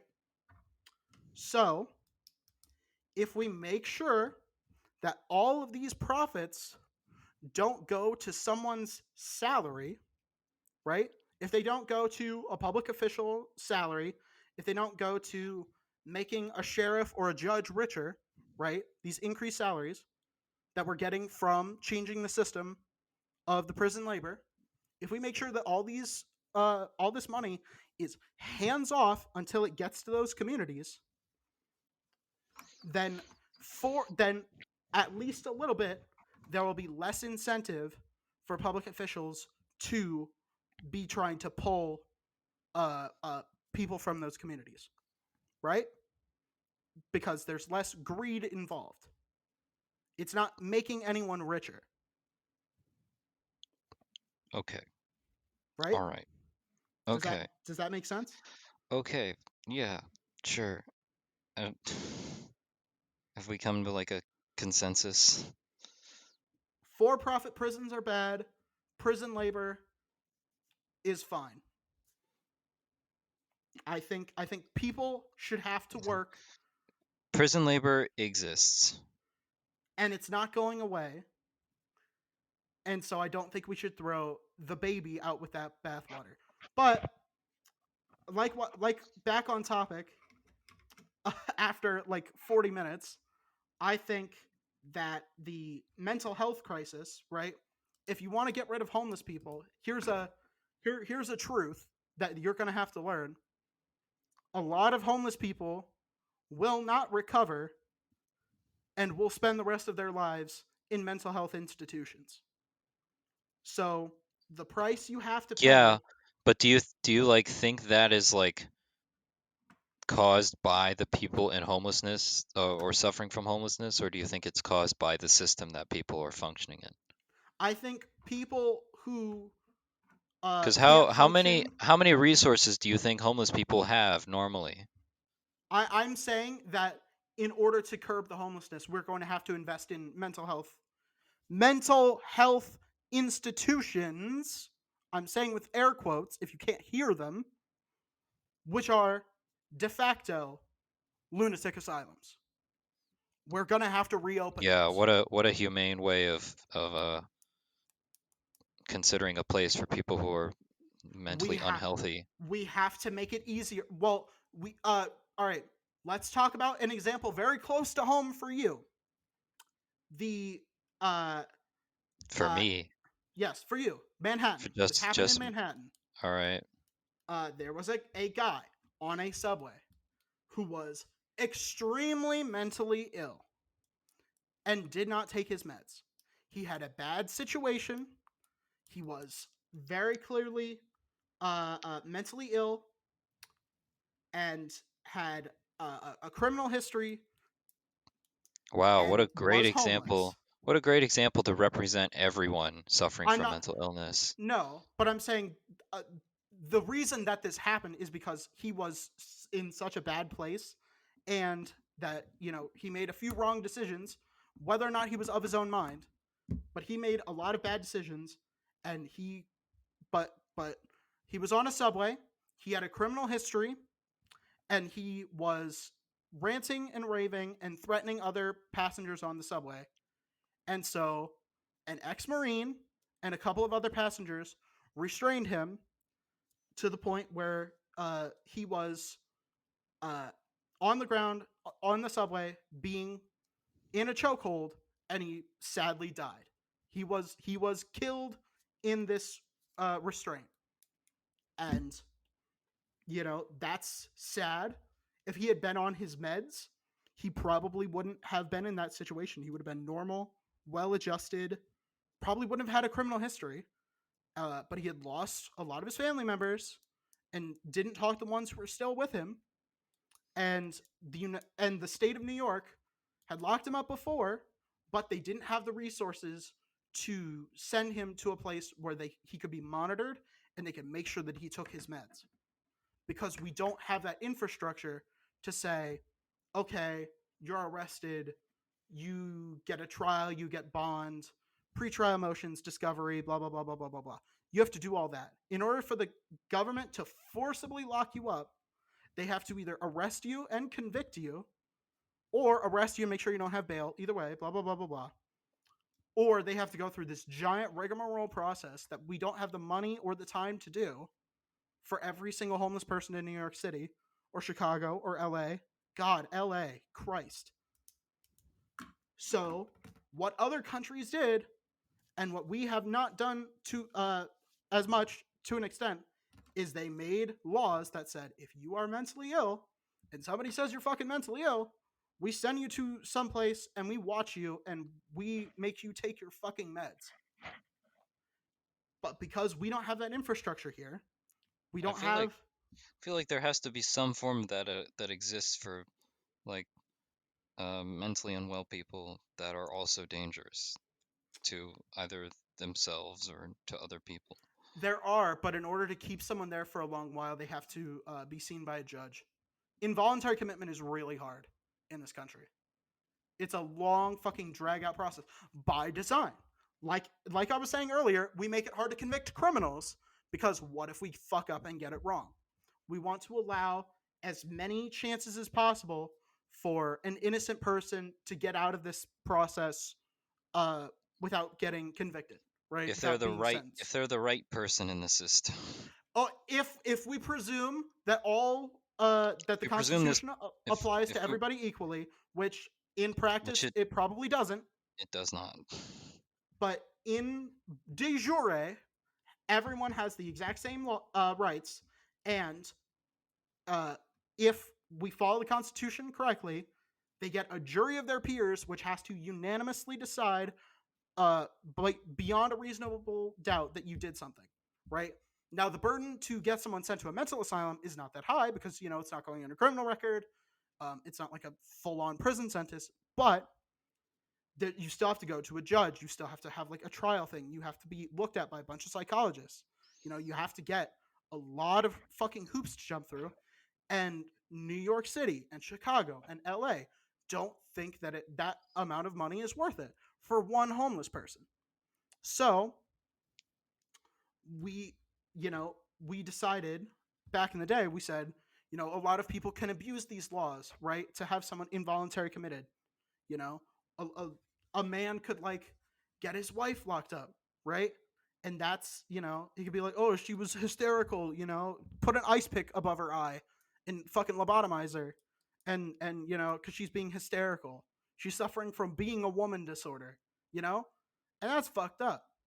That's not good.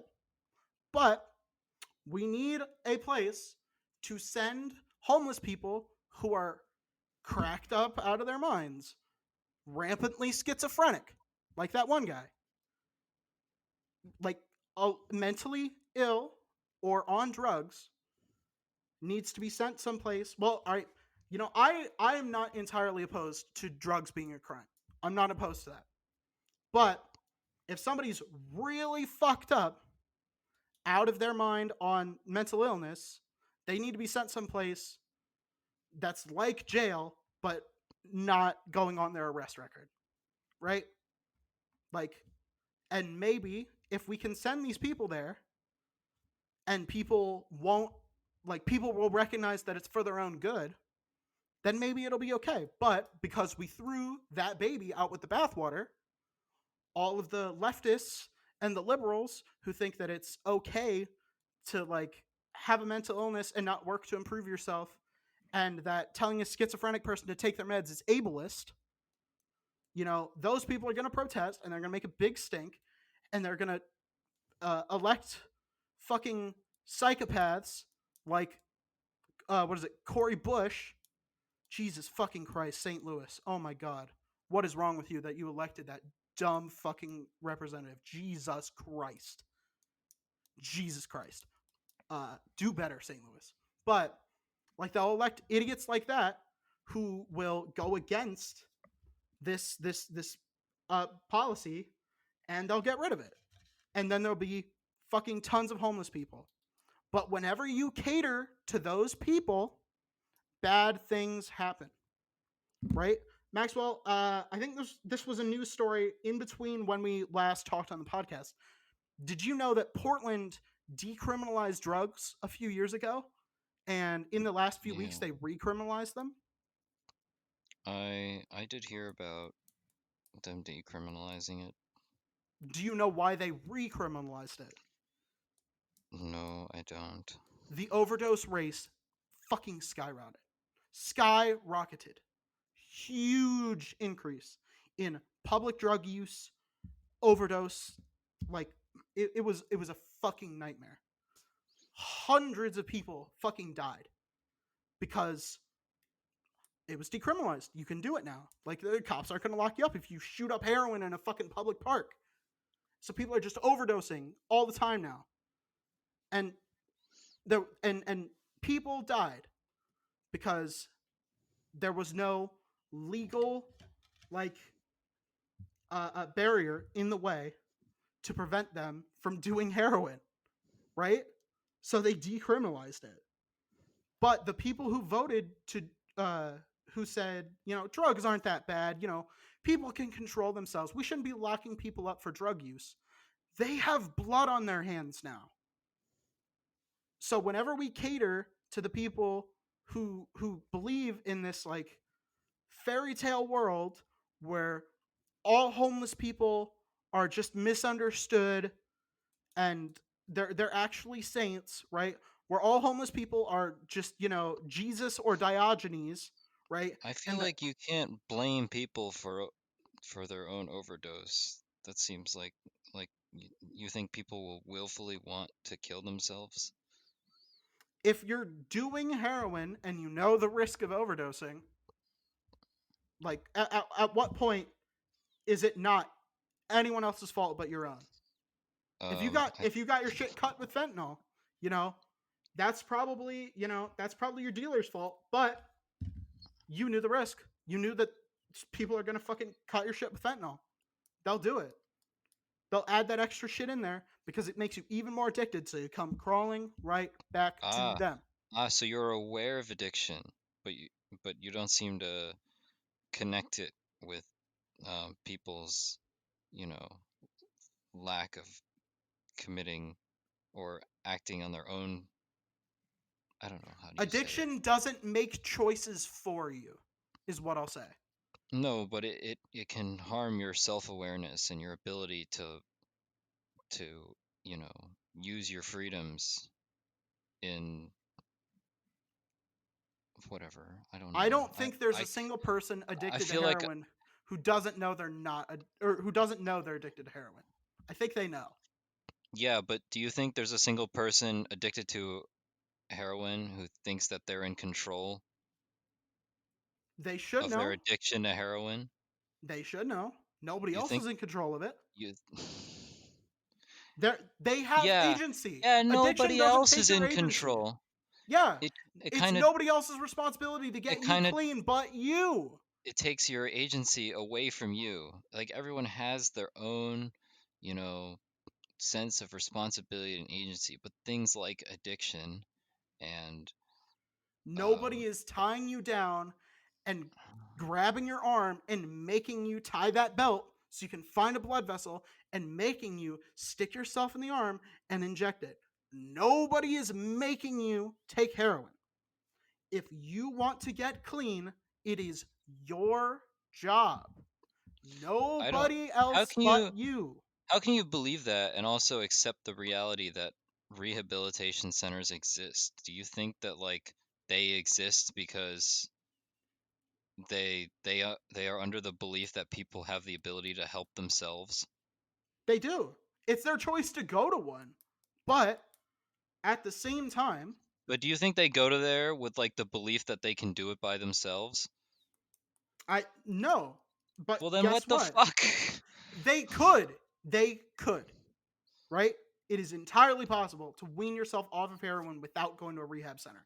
It I is think that's a entirely that's a possible. really stupid presumption to make about people who grapple with addiction. The And I'll it's very thoughtless and and doesn't. heroin is an extreme case. I know heroin's an extreme case. It's got withdrawal symptoms. Yeah, And withdrawal symptoms can be you're pretty using the bad. most extreme case. Like, But people suffering withdrawals, those things can kill them too. it can. So wean yourself off. Take less. That's what they do at rehab centers. They give you less. Yeah, and They wean you off. do you think everyone has the education and knowledge and understanding rehabilitate themselves without any Then help? don't do heroin if you don't know the risks.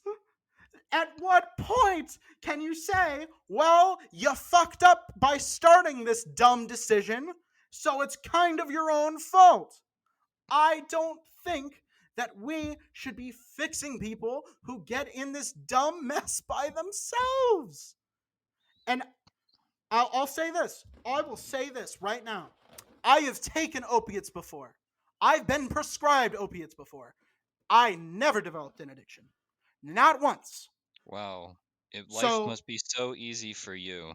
if you take them in the correct prescribed amounts and you seek help after, if you do develop addiction symptoms, if you seek help after that, then there's no fucking problem.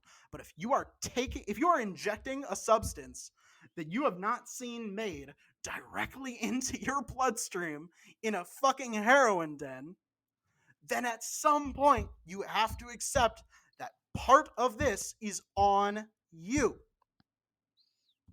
So I But honestly because I there honestly don't was, even know what your opinion is on Canada's policy that allows poor people to sign off on their own deaths.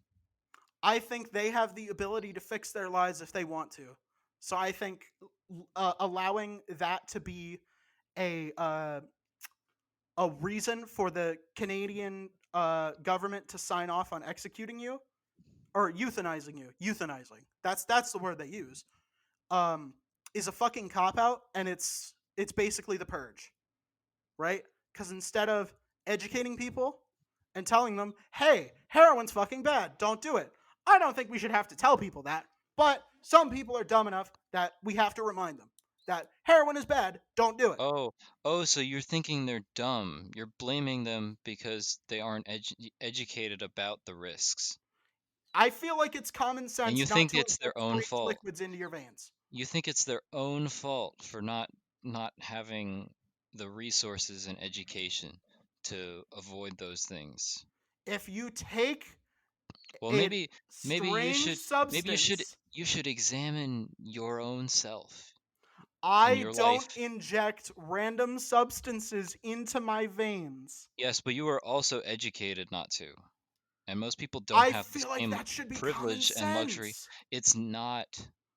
People don't have that same upbringing as you. They have like way more disadvantages in life than you. And so when those things come up in their life, they have fewer resources or, alternatives to seek, I don't know, help. All right, everyone, a lot of people always talk about like rich people, they don't know how to uh, get by in the hood. If a rich white guy from Harvard goes down to the hood, he'll be dead in 10 minutes, right? Because he doesn't know what's going on. He doesn't know the lingo. Like if he walks up to some like known criminal and he's like, "How do you do, fellow citizen? What's the time?" Right?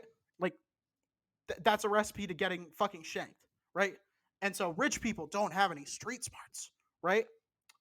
But people from the hood, they know, right? People who have these poor upbringings, they know they have street smarts, right? I think it should be street smarts to know not to put random substances in your veins. I think that is a common sense thing. That's not a book smarts thing. That is like, don't drink discarded liquor found in a garbage can. Well, I Don't. wonder I wonder how you can believe that and still see an epidemic of that problem existing in a country. I Because think clearly, because clearly it's fucking happening, even if you think a different way about it. I don't think that people from poor upbringings have more common sense. I don't. I don't. I think a lot of people who are less financially well off are less intelligent. Like they're probably on the lower end of IQ, and Whoa, that's whoa, whoa, whoa, whoa, whoa, whoa, whoa, whoa, whoa, whoa, generally smarter whoa, people are richer. There is a trend. There is a whoa, very high trend that if whoa. You did people not just say that. You did not just equate intelligence with social class. the That is stats so do that. crazy. No, yeah, they do if you only look at SAT scores. if you look at If IQ you tests, if if you you look at consider SAT scores, if you if you look at consider those a proper measure of a person's intelligence, which is so dumb. the It's IQ test so is dumb. as close as we can get. But do you want to go by? Well, all right. If they're rich, then they're probably at least educated enough to know how to make money. Why But can't we say you richness isn't y- a measure of intelligence in and of itself? Maybe like Elon Musk and fucking you think that guy Donald is Trump the most exist. you No, think I'm saying those are those are outliers. Let me finish my fucking sentence. God damn. well no because you've made this point. You've made this point. I don't care if you're trying to like say, "Oh, these are the outliers." Your point is that you are associating financial well-being with intelligence, and that's There what is you're a doing. And I'm strong putting you on the spot correlation. for that. And I'm telling you that's wrong. There is a strong statistical correlation. This is my field of expertise. No, Psychology is my it's field of expertise, this and I is have a not business degree. this is not this is not a The proper way of correlation assessing. between money and intelligence is exactly the kind of thing I am qualified to talk about because I have a business degree and I'm a psych major. This is Yeah, exactly I what I'm think qualified to talk about. I think your your belief in your entitlement based on your credentials is removing you from looking at other avenues of information that might, you know, ca- might counter your opinion, you Maxwell, know. if I can find you 10 studies before we hit an hour and 30 minutes in this part of the recording that say IQ and income are positively correlated. Oh, so you just want to say that because those studies exist, that it It is the justifies it. It vast justifies your majority of those opinion. studies. Every single one of those studies has found that it is a statistically significant association. Now, you can't do a an Yeah, experiment on it. do you think that those tests are still held up in like uh discourse today? Do you think so? Yes. In the professional world, do you think Yes. people are still measuring SAT scores to IQ garner test. to IQ measure test. people's intelligence? IQ tests. I'm telling you, IQ and income are positively correlated. And I can tell you as well that there are other confounding variables, and you But can't do a why complete experiment why on do it. you think that is, man? I'm Think telling, about it. let Think me about fucking it. finish and I will tell you Do why. you not think people are born and raised in underserving communities, and so they have less access to the education that would make themselves smarter people? They Can you control for this. They control for those variables. how do you You can control for that without accounting for their social class? you can find people How do you do that? you No, can how do you do that? it's It really is a fundamental part of the barriers that exist for someone's ability to get a better education. if you I don't not all I IQ tests are based on education. Not all IQ tests are based on education. It is they are and I all right, let me can I talk without Oh, you interrupting me? so you're gonna No, like apparently not. ignore malnourishment? You're not gonna ignore like the depravity of like someone's ability to freak consistently have access to all their physical needs Yeah, on a lead regular paint basis. chips, lead in the water pipes too. Yes, I'm aware of those. Can I Okay, finish my sentence? Fuck's honest, sake. honestly, can we not? I feel like we're over time. No, I'm going to finish my sentence. There are confounding variables. People being born in those rich families, right? That is a confounding variable. Socioeconomic class. But the vast majority of IQ is heritable. It is not based on any other factor. Whoa, whoa, 71%. whoa, whoa, whoa, whoa, whoa, whoa, whoa, whoa, whoa, whoa, You want to whoa! bet? You are saying intelligence is inherited. Yes, that's it is. We've done twin studies. We've done so many fucking twin studies on this. It's so easy. The twin studies, which are the most reliable studies in all of medicine, Twin fucking Is studies. How is much you want twin to bet? studies? You think twin studies is the most reliable way of conducting studies to understanding In human condition? medical things, if you're testing for genetics, yes, identical fucking twins are the closest you can get to two human beings of the same uh, complete like complete identical symmetry of genetics is two fucking identical twins. And guess the percentage. What is the heritability of IQ, Maxwell? Guess the percentage. I'm not gonna guess. Just tell me. Early I twin don't studies care. early twin studies said it was between 57% and 73%, but more recent studies have said the heritability of IQ can be as high as 80%. Please share that article with me. I would really love to share that article with other people and get their Okay. opinions. This Great. is let me see if you can get the whole thing or if you have to get it through an institution. Well, you better find it. References. Article context. Okay. Cambridge University Press. Here you go. I'll send it to your iMessage. All right. Yeah. Can we close on this? So overall, my point is, uh, make more money from criminals.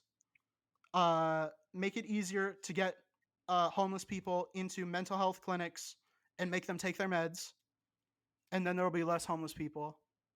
And um, Make more money off of criminals. What a dark thing to sorry, say. reinvest the money that we're making from criminals from billionaires to poor communities.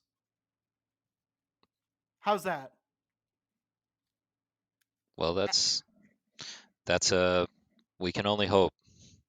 Yeah. So fuck private prisons, but prison labor works. Homeless people need mental health. Make it easier to put a Homeless homeless person in a mental health prison clinic. labor exists. It is broken. It works? I mean, ask the wallets of those billionaires. There's clearly Oh, a lot of money in it. oh yeah, it works for the billionaires. Oh Yeah. right, So my why bad. make it work for them when we can make it work for these communities? Maybe make it so that Native American reservations aren't worse than starving villages in Africa. How about that? I think that's a good idea. I think that's a great idea. Yeah. Fuck billionaires. Give it to poor people. All right. Hell Is yeah. there anything else? I wanted to talk about Invincible, but have you watched that? Yeah, I have. Can we put that off for another time? Oh, but I want to. Not really, actually. Yeah, I want to Well, put it off for another time. I just want to say they killed Duplicate. Holy shit, that's crazy. Wow. That's it. Big red button. How about that? Um, hmm. We put Invincible off for the next episode, but we have to revisit this conversation, and I get an entire week to research more sources to use against you. Sure, I'd hit that button because I Cool. don't think I don't think this I don't think this debate is over. I mean, I And could put it aside. you could bring up more arguments and we can have a discourse about them. I love discourse. I love arguing. I also love Jaeger bombs. Holy shit. Yeah, I think Holy that's shit. definitely fed into this episode. No, no. No way. I think No maybe way. the Red Bull more than the Jaeger. Old ladies drink Jaeger. Old German ladies drink Jaeger. All right. Is there anything else? Um. Last time we did the call to action, I let you do it, and you did a pretty good job. I'll let you do it again. Okay. We would like to thank our patron, Justin Connor. Yes. Justin, we thank you very much for your support. Big ups. It keeps Kale's lights on. It does. It definitely does. Actually, it And goes back into the podcast. Neither one of us take it out, so it goes to our the cumulative podcast. So Well, bless you for giving us that support. We it really keeps the appreciate it. show's lights on. Great. Yeah. Continue. If you would like to follow us, we are on Threads at IHHS podcast. IIHS. My bad. You are very IIHS. tired. You're I very tired. am. Do you It's want me to? fucking midnight. We've been. I have not had Red Bull and Jaeger like you have. Do you want me to do it? No, I want to do it. Okay. You can also see our suspended account on X/Twitter at IIHS.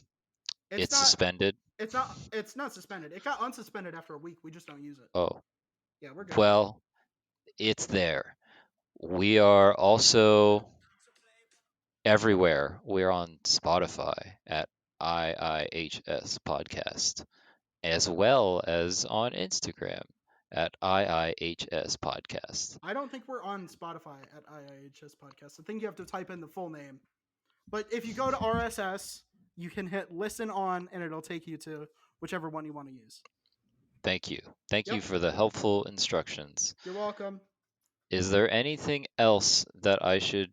I mean, you can be a patron and support us, Yeah, and if you you will want a cool get these shout out. episodes a week in advance, and you get a cool shout out like Not a our week in fellow. advance. This one's only going to be about maybe about a day. Yeah, only about a day in advance. All right, even But it's better. ad-free. It's ad free. And there's also movie commentaries. And there are movie commentaries. You can check out the one where we either watch Die Hard and Danny falls asleep, or The Rock with Scott Big Cat Henson. There's also some other ones. The Die Hard one is free. But I would National recommend. Lampoon's Christmas Vacation was not free, and that one's on there. And also Okay, Indiana Jones. very helpful information. I recommend those two. But Those anyway, two are great. I have been Maxwell, and I have been highly successful. My name is Kael. I've been incredibly influential, and I think I've been very helpful for the for the last little bit of this podcast. But, Yes, thank you. Thank y'all very much for listening. What he said and what I said. There you go. Deuces. Goodbye. We love you. Goodbye.